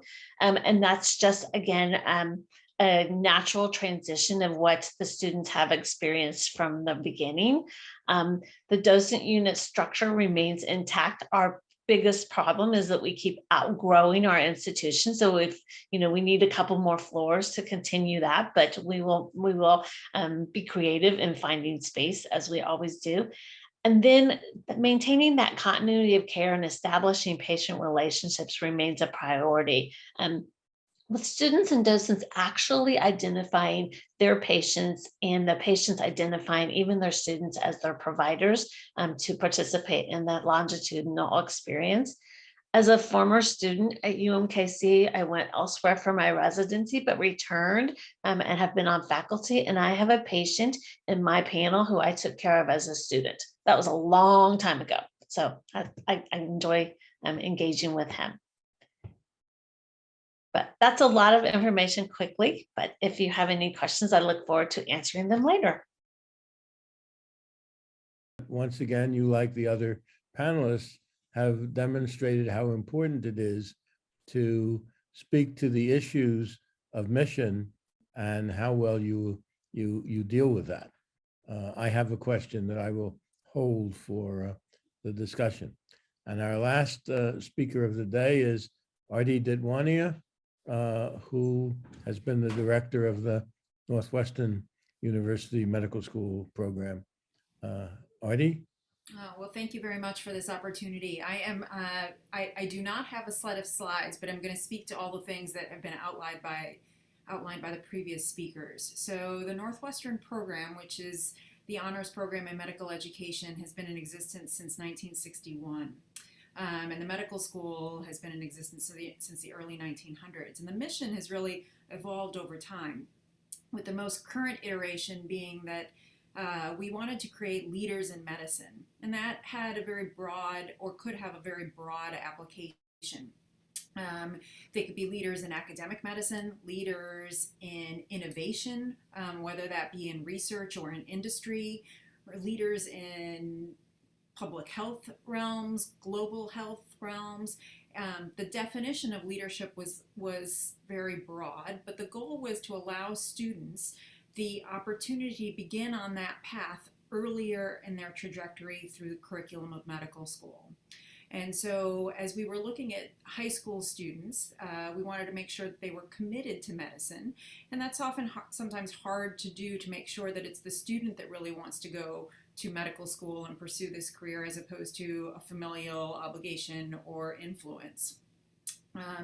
And then what they would do is, initially the program was a 6-year program, and we expanded that to a 7-year program. And it was 3 years in the undergraduate campus, and the students could be part of the School of Communications, School of Engineering, or Arts and Sciences. And they were allowed to pick any major they would like. They did have a basic sort of science program that we outlined for them, that we wanted them to come to the Feinberg School of Medicine armed with, and they needed to have a specific GPA within that science realm and overall. And the reason for the GPA requirement was really to make sure that those students didn't feel like they were at a disadvantage when they showed up at the medical school, that they were able to compete at the same level as some of those other students that had gone through a more traditional path to get to medical school. The MCAT is not part of the requirement, so the goal was to free them of the time and energy that they were spending studying for that exam, because they were guaranteed a seat at the Feinberg School of Medicine. And that extra time, so the extra year that they had, as well as the time that they had that didn't require them sort of making sure that their application would be competitive at the medical school level, we wanted them to very much explore whatever it was that they wanted to do. And again, it could be in any realm: public health, research, outreach, in any of those things, and we would facilitate that. So as an undergraduate, the students meet with us on a quarterly basis where we provide, a sort of meeting place for the students, speakers that speak in any number of realms. Often they were alumni from the program who spoke to what they were doing in their own medical careers. And then we also allowed for students to do research on campus, and we helped facilitate some of that.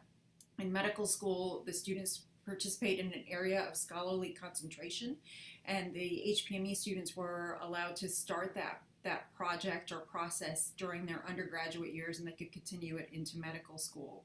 So the expectation for these students was really that they became part of the profession of medicine from the minute that they walked onto the undergraduate campus. And similar to Brown's program, we hold them to the same standards as that at the medical school, and so professionalism was a big part of what we stressed. And if there were any issues, which there tended to not be, but if there were any issues, that was reviewed at the medical school level. As I said, the curriculum was really based on what major they picked, other than having sort of inorganic, organic science, making sure they had a background that they were prepared for medical school with. Nothing else was specified. They could pursue any area of interest that they had. And I very much encourage students to take a gap year. So even though it was a 7-year program, and it saved them a year of tuition, which is quite a bit, they could take a gap year, apply for scholarships to do things abroad, within the country as well, and although save on tuition, allow them to explore stuff. Many of our students would go and do internships in industry, in business. Some of them got MBAs, so they were able to do all of those sorts of things. Once they got to medical school, they folded right in with the rest of the class, and so really participated in a competency-based curriculum that was defined by the Feinberg School of Medicine. These students matched very well. They do the same as other students at the Feinberg School of Medicine, and they often have gone on to be leaders in medicine. Now, I don't have exact data on how many of them are hold positions that we would traditionally call leadership positions, but that wasn't even necessarily the marker. The marker was really that they were forging a path that they could start earlier. In recent years, I'm sure that many of you have heard, the program is no longer accepting new students for admission, and that was announced in 2020. And that came along with the emphasis by the medical school and the undergraduate school for improving the diversity, equity, and inclusion of the medical school class. And one of the struggles that I had was as I was looking at medical admission at a high school level. So I'm talking about looking at applications for 16 and 17-year-olds and saying, how do these students, how do I know that they can compete at the Feinberg School of Medicine? They have to have been exposed to the medical profession as a whole. Either they've been given opportunities to shadow physicians, they have physicians in their family, they've had opportunities to, as opposed to having a job over the summer, were able to participate in research or shadowing in a hospital. And at a academic level, they had to have had AP classes, so the school had to have that sort of curriculum, the high school that they went to. And as we went through this process, really determined that these opportunities weren't available to all students at the same frequency. And so the diversity within this pool of students was not as broad as the medical school was hoping. And so in efforts to try to focus energy on improving not just leaders, but leaders across a diverse spectrum and provide for an equitable opportunity to enter medical school, the medical school and the university stopped the enrollment into this program as of 2020.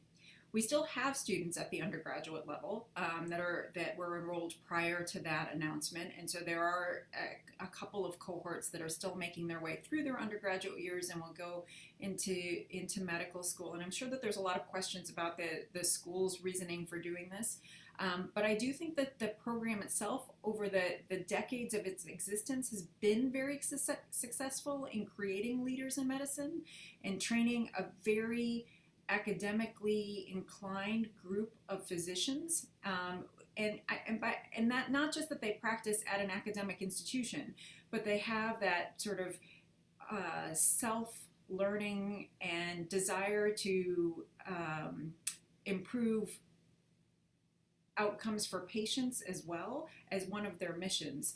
And I think that that was very successful for the program. I'm happy to answer any questions as we move forward through this. I think the uniqueness of the program was really the focus on the leadership portion of our outcomes. And I know that there's been quite a bit of disappointment that the program was closed. But I hope that, you know, the concept will still be something that the medical school stresses. Thank you, Dr. Ditwania. So we've now come to that point in our agenda where we will entertain questions. I really enjoyed each talk, and there were common threads in each course, in each talk, and there are also specific uniquenesses. The first question that I have: does anyone on the panel or any of the previous speakers want to make any kind of comment? What I'm going to say is just, I just really appreciate all of this because I love learning about other programs and what people are doing and get kind of some new ideas and, you know, can meet colleagues and, you know, be able to call and ask some questions and maybe think about trying something a little different. So I've appreciated that. Thank you. Okay. Any other that's a lovely comment, and I accept it with joy. It isn't questioning anything that anybody may have, any area that anybody has discussed. Okay, so if there are no urgent questions, I would like to ask one, and that is, what I have noted over the years is that one of the driving forces for these programs is, rather than necessarily educational content, is the issue of diversity. Dr. Ditwania really alluded to that. Is that a major consideration? It is a major consideration, clearly, for New Mexico, because that's the raison d'etre of the program. But defining a situation where, when we admit somebody, we are not denying them admission to a normal, usual medical program. We are just saying that perhaps at this time you haven't been able to afford yourself, for whatever reason, of the prerequisites that we feel are necessary to becoming an excellent physician. Do any of us have any qualms about this overriding and almost overwhelming question of diversity that in some instances can result in closing the entire program, no matter what its mission is or how good it is? I'd like to comment on, some of you may have seen a paper that a group of us from Brown published. It was in the New England Journal last April, that basically showed that we've made no progress as a discipline in improving the diversity of our aggregate student body in the US over the last 40 years. So the concern that I have about the ability of these programs to contribute to diversity is that we're all competing for the same cohort of students. So when the PLME at Brown succeeds in admitting a cohort of African-American males who are highly sought out by all medical schools, we're simply decreasing the pool that will be viewed as qualified by other medical schools. What I'm saying is that the problem extends beyond medical education and pre-medical education, and any success that our programs have in achieving diversity at our own institutions doesn't actually address the issue of inadequate diversity of the workforce. What it does is it allows us to more effectively compete for an inadequate, compete among students who are part of an inadequately diverse pool. And I know that sounds pretty cynical. One of the things that the plebe at Brown has done by succeeding in having a more diverse student body is that we took the standard admissions route off the hook, if you will. They had less pressure to recruit a diverse population of students because the plebe was providing greater diversity among matriculants to the medical school. I just, when we generated our data that went into that paper, I just lost heart over the ability of medical schools and undergraduate institutions to address these issues. They speak to serious inequities throughout our educational system, I think. So thank you, Phil. I tend to agree with that. There was Dr. Curry, who was our dean for medical education, actually is in the question period, essentially asked the same question. And I'd like to hear if there are any answers. You, Phil, did something I thought was amazing, and that is showed that with all of our efforts towards increasing diversity and inclusion over a 40-year period, they really haven't done very well. So is there something that we're missing? I made the comment actually after at the end of the first symposium on medicine and the social contract, that maybe what we ought to start thinking about seriously is that the social contract has failed. And maybe we ought to talk about how we change the failure of the social contract to really what we want rather than what we propagandize. By the way, just let me say that I don't want to generalize too much, because I'm very impressed by the apparent impact that the school in New Mexico has had. I mean, it's just,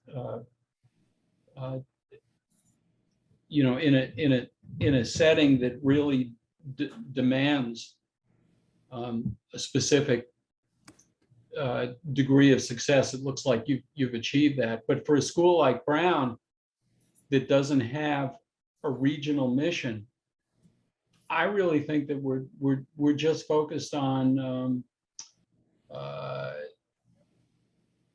our own outcomes and not really succeeding in contributing to general improvement of the workforce. I also think we have to think about, you know, what time frame we're talking about. Are we talking about changing our statistics for next year or 5 years from now, or really a decade from now?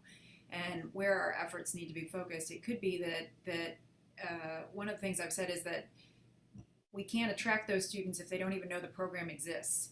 So I'm only looking at students who apply, and so if we can get more of our medical community, or the academic medical community, out into, you know, regional areas, even in Chicago, which is where I am, then perhaps students at the high school level will, at least earlier in their high school career, know that programs like this exist. Now, we've been doing that, and that still hasn't changed the numbers either, but it may be that you have to start even earlier than that, and you have to have the resources to be able to provide support once those students arrive on the undergraduate campus.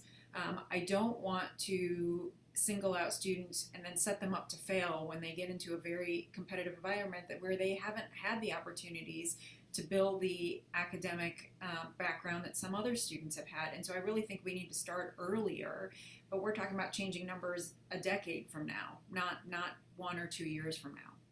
Yeah, and I think I'm speaking to this issue because we did a retrospective analysis, and when we undertook that, it was interesting that the student who originally wanted to do that project was motivated by her own observation that things hadn't gotten better, and I thought that that was going to turn out to be incorrect. And then our retrospective analysis showed that we've accomplished much less than we hoped over the last 40 years. I think medical schools and undergraduate institutions need to focus on pipeline programs that go all the way back to the beginnings of K through 12 in our underserved communities. And without doing that, we're just competing with one another for the same inadequate pool of applicants. I think that I'd like to just also comment, and I know we have a couple comments in the chat as well, but absolutely have to invest right upstream, just like any other part of health and healthcare, right? I mean, how critically important that is. And so if we, I think it is imperative that we are working on K through 20 in our pipeline programs. And, in so many of our places, we have first generation students, higher cost of everything, all of these things that happen. And we think that by providing a program at the college level, that those 4 years are going to change all of the inequities that have happened for the decades before for students, right? And so I think, it's about telling students, like, here are some of the things you can be, and providing the programs and the academic preparation for them to be competitive applicants. We do know that if you look at when students start thinking about their careers, for our non-minority students, they're thinking about it at the end of middle school, very early high school, if that, but middle school. Our minority students are thinking about it in college, right? So we've got to do something again, yes, pipeline. And I'm thrilled because the AAMC is actually looking at that now. They're going to start tracking, they're setting up a whole system for that. They're going to look at pipeline programs where before, we really weren't thinking about that, maybe post-bac programs and we had the SMDP programs, but really I'm hoping that they're going to, look at this thing further back. And at some point, if we ever have the opportunity, I would love to have a symposium on pipeline programs, right? And talk about that. And we do provide those, and we're doing these regional hubs in New Mexico, K through 20, but I just think we have to do that to change the playing field here. I just think it's imperative. So I appreciate it. And I know that one of the comments in the chat says, I'm intrigued by the UNM program model via what we do at Feinberg and UIC, the experience with that. But I've often thought that guaranteed or provisional, at least admissions, would provide a safe space for underrepresented in medicine undergrad who might come to college with less adequate high school preparation, and also provide mentoring for medical school faculty. It's a different model with a different purpose and programs that seek to attract the very highest high school performers to one's university, but a model that would in fact further the social contract. And it's really true, because the other part of that, I think someone in here mentioned as well before too, my colleagues, is when they get to college, right, we have to continue to offer those support services in the space and start thinking a little differently in terms of, like, these aren't like deficit models and deficits people are bringing. They're bringing incredible, amazing assets for the kind of physicians and health providers that we need for this nation and this country. So I just think, like, we have to start shifting the narrative. We have to start changing that culture to understand that as well. Okay, I better stop because I know I'm like getting all revved up here. So getting revved up is terrific. That's what good cars do. They get revved up. Yeah. The other thing that I would like to mention too, just with the UNM program, is that you have the financial support also to carry students through. And that's really important. And it is a huge barrier to some students being able to go to medical school. Yeah, absolutely, absolutely, like that. And I know we're very unique in that way because we offer all those support services you saw.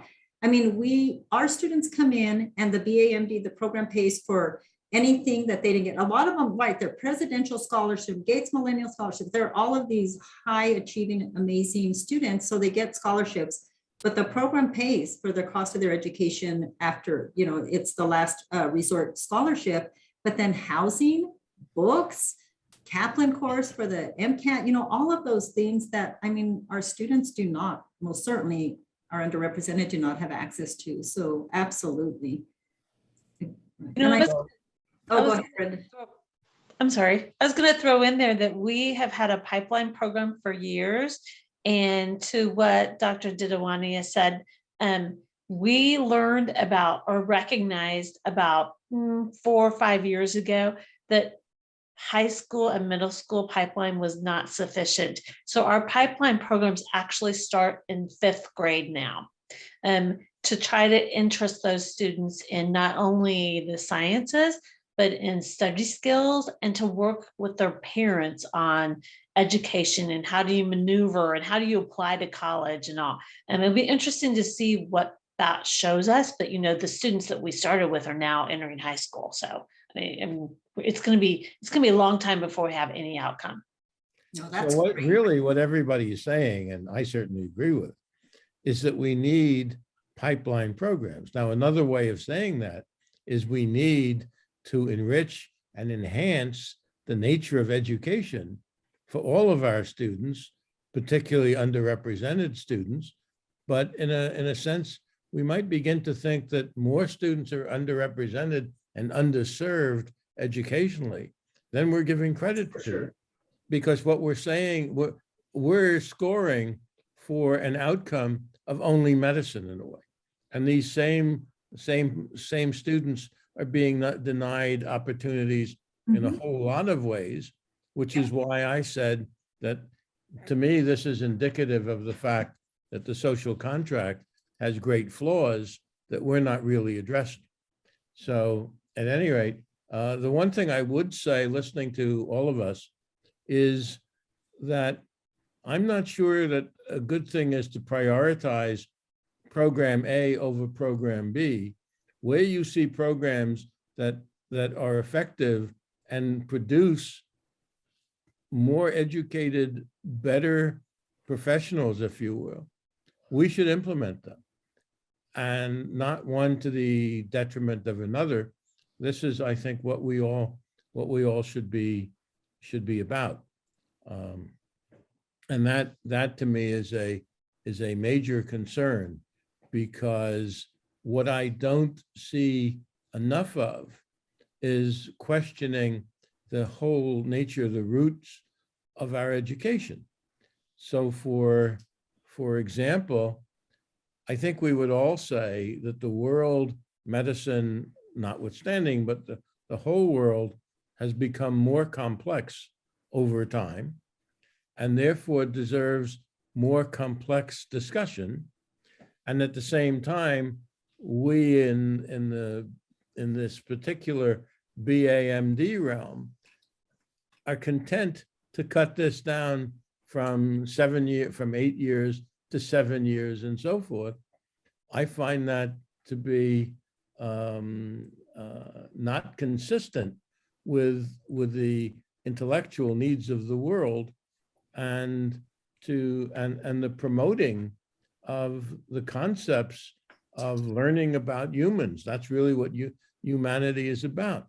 We, in speaking with our students, who are excellent students on the basis of achievement, all too many of them don't value reading. They see reading as a way of getting information.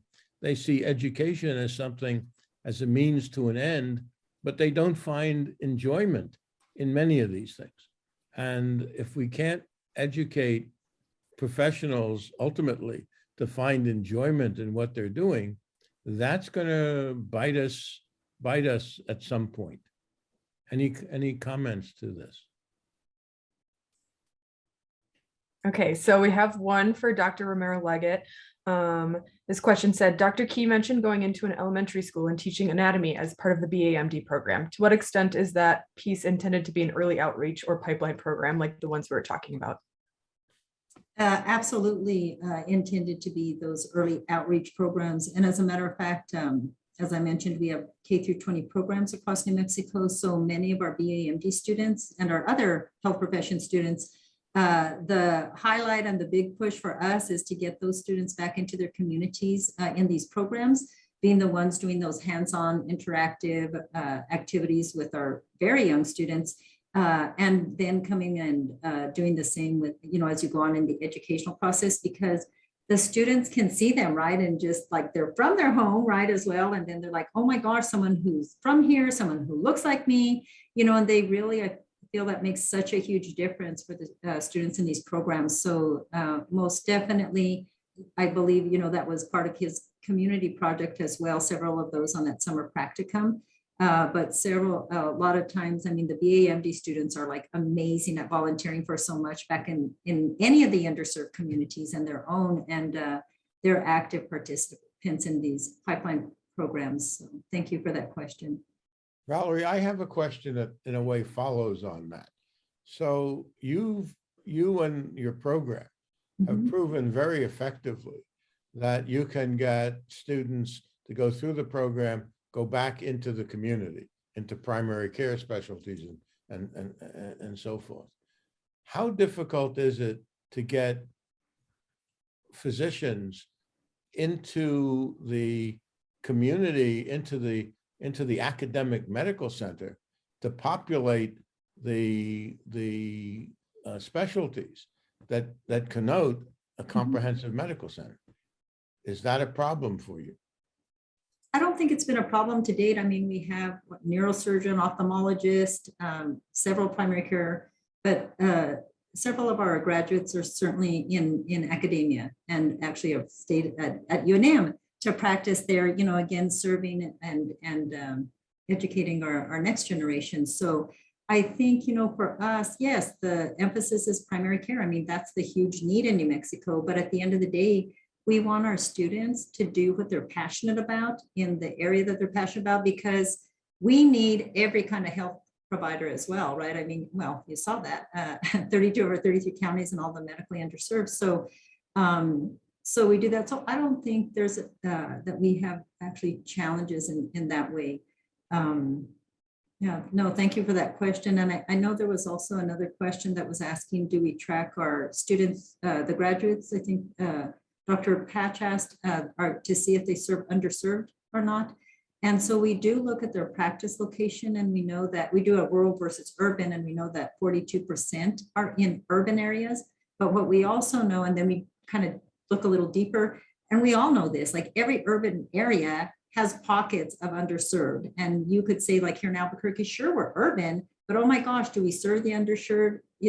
Of course we do, right? So many, I would say, a high percentage of our BAMD graduates are practicing and serving the underserved. So thank you for that question as well.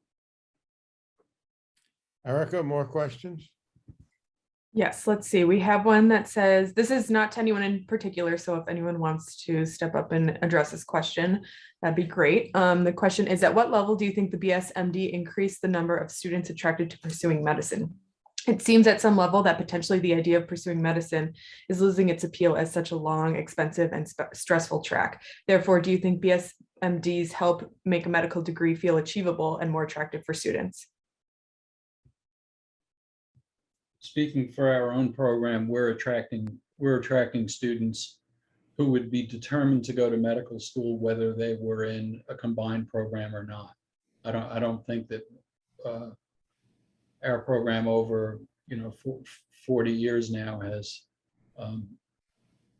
succeeded in increasing the pool of students who are interested in a career in medicine. I think that is probably more or less true of our program, but it might be slightly less true. And I think we need more time and more data to see this, to see outcomes. I think we have, in the last 2 years in particular, we have spent a great deal of time and effort in trying to increase our diversity pool. And that's beginning to show some effort, some success, without necessarily changing the standards that we imposed for everybody. So I'm pleased with that. I think, though, that in contrast to what Dr. Jordan Cohn said in the first symposium, I think that to some degree, medicine, because of the nature of time of training and also the responsibilities that it entails, is becoming somewhat less attractive than some of the other things that our students can do. I do think it's a very complicated question, in that the programs are appealing because they're shorter and provide a guaranteed path at an early age. One of the things that I ran into as I was looking at candidates was really trying to figure out who was the most interested in the program. Was it the student themselves, or was there a familial influence? Because it is saving a year of tuition. It is a guaranteed seat at a medical school. And so where the motivation for interest was coming from was something I spent a long time trying to discern. So that question could also have sort of a backside to it. Yes, it may be attracting students, but maybe it's the student's parents that it's attracting, not the student itself.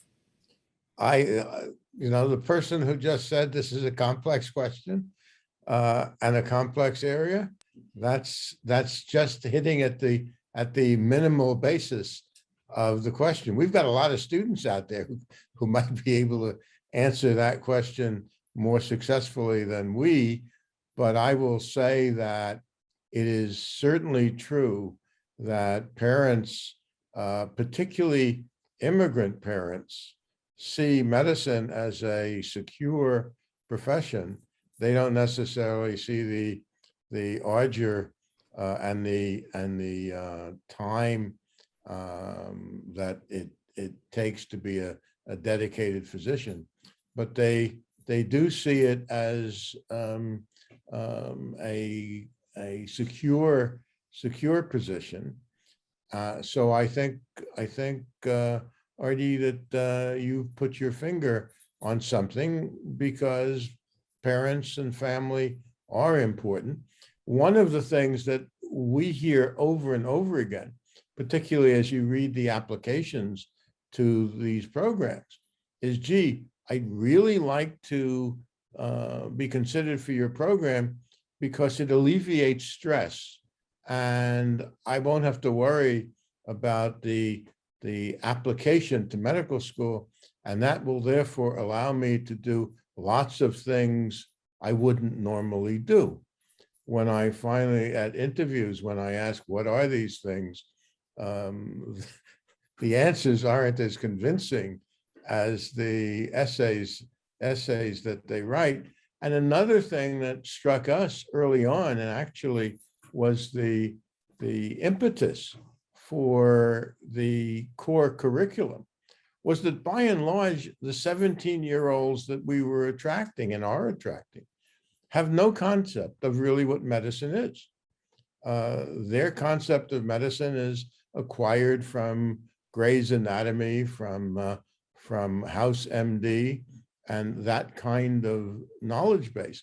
One of the questions that all of the students in the audience will focus with, one of the questions that I ask essentially all of the applicants I interview, is if you were going to have a dinner party and you could invite 4 people who ever lived, whom would you invite?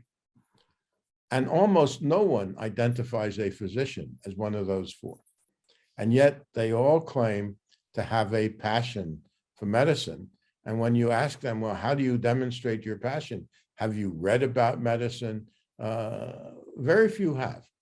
And that to me is shows a deficit in understanding that as we think about pipeline programs, we also need to think about the content of these pipeline programs.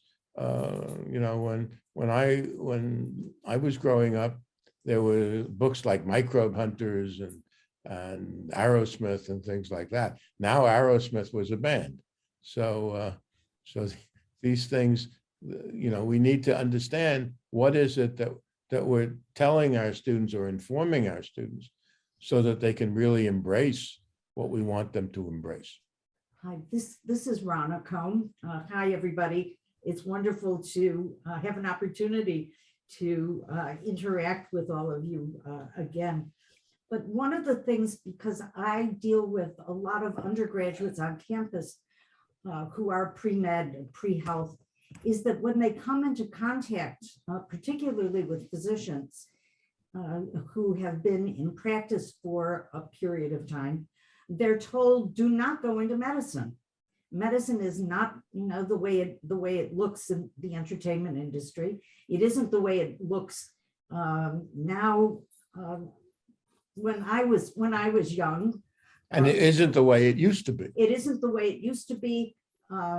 It's just there's these blasted electronic records. There's the insurance companies. There are multiple things, and so they're getting discouragement from so many physicians, certainly of my age or even younger, not to go into medicine, and I find that really problematic. That all of the people we need to expose young students to need to be, I think, as Val said, need to be recognized by young people as someone they can identify with, as somebody who's enthusiastic. And I'm not necessarily seeing that in a lot of the pipeline programs that I've had some contact with. So I think that the kind of youthful enthusiasm and caring about patients and the personal interaction that physicians have that is rewarding somehow does not come across. Instead, what a lot of young people are hearing is, don't do it. It's become a terrible profession. Go do something with computers, go do something else. Don't spend all this time and money because life is not the way it was a number of years ago. So when Jordy said, is medicine losing its mojo? I think for a lot of physicians it is, especially after COVID. People are tired, and physicians are tired and frightened. And I hope that this does not have in the future any major effect on young people who would be terrific physicians. To me, one thing to think about is that pipeline programs are often addressed at functional ends rather than intellectual excitement. And somehow, I think we've got to combine the functional end with the intellectual excitement. And really, even our very, very spectacularly good students, rarely do they see the intellectual, educational, questioning, wonderful end intellectually, because they're not challenged to think about that. And that's one of the hallmarks of our program. We are trying to challenge the students to think about what is it what are the traits that we want you to develop and to treasure. Okay. We're running close to the end. Erica, is there any other demanding question in the audience? There's one last one I think we can address before we adjourn. This is for UMKC. How are the goals accomplished in 6 years rather than 8 years? Is it because students are much more focused for medicine and do not need those extra 2 years to quote unquote find themselves? That's a great question. Thanks for asking. Well, actually, they meet all the undergraduate and graduate degree requirements that a traditional student would meet. But we cram a lot into those 6 years. So again, it's year round. There is no summer off opportunity. The students take a lot of courses. Their first semester as a college student, as a medical student, they are taking 20, 21 credit hours. So there's a lot crammed in there. There's some dual credit type things. That senior humanities requirement counts as an undergraduate social science requirement. And so there's some dual credit in there. But it's a rigorous program. Again, it's not for everyone. And again, the flexibility is built in there so that students can take longer. They don't have to finish in 6 years, but it's possible to finish it in 6 years. So I was gonna, as you were talking, Brenda, it made me say, so a question to ask is, what's the rush? Do many students ask that question? You know, I was interested in listening to the rest of you that some of this is more family driven, sometimes than student driven. Some determined students begin absolutely determined to finish hurriedly so that they can complement their education with other things such as research experiences or additional training or training in a complementary field to enhance their abilities. But I will tell you that my experience is that students start this first year as excited to finish in 6 years, and then as they progress, they become more and more cognizant of the educational requirements and the competency needs rather than finishing quickly. And so it's become more and more popular for students to take a year to step out a little bit and pursue some of those other interests. I've really enjoyed, and I can't thank all of you enough.